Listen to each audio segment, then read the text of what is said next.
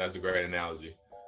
So let's talk about the 76ers, just get your take on them. So obviously, Joel and Ben, they've had a couple of runs at it, and people, with half the fan base is like trade one, trade the other, and then there's, that little group that's like, no, keep the core together.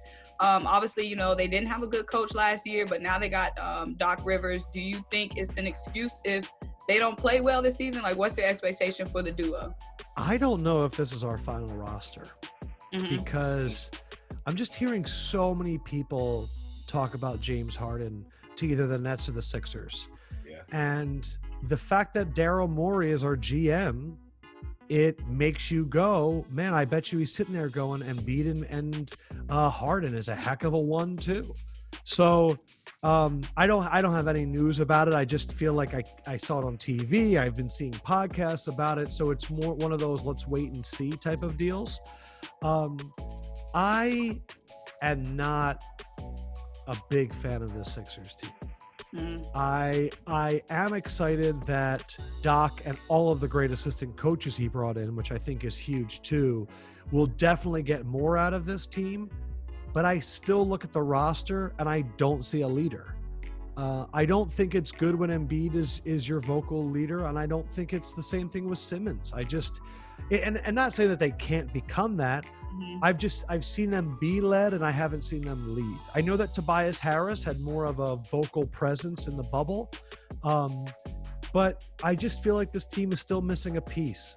And with Simmons and Embiid, both of their health, I get scared.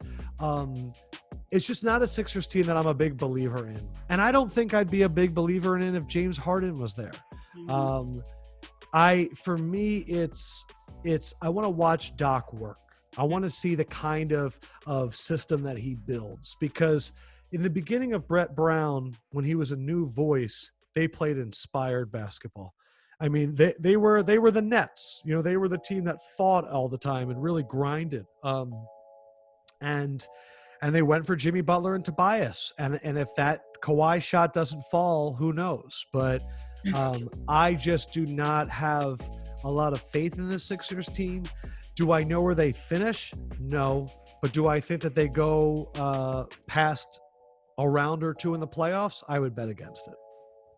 So do you think the biggest thing they're missing is, like you were talking earlier about having that depth at the point guard position? Do you think that's something that they're really missing at this point? I think what they're missing is like Simmons becoming a shooter and Embiid becoming like a dominant force on a consistent basis. Like when those two guys, like if they're still on the team together, they need to coexist.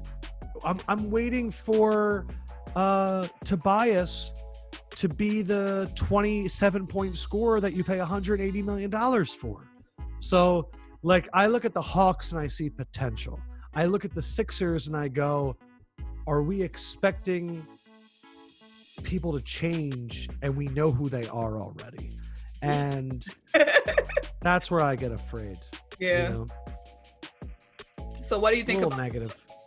Yeah, it is, but it is true that you hear that all the time. When someone shows you who they are, yes, believe them. And if it's got I swear, like if Ben Simmons, if they put out a video of him shooting a 3 in practice, and people are like, did Ben Simmons learn how to shoot? I'm like, guys, we've done this for 5 years.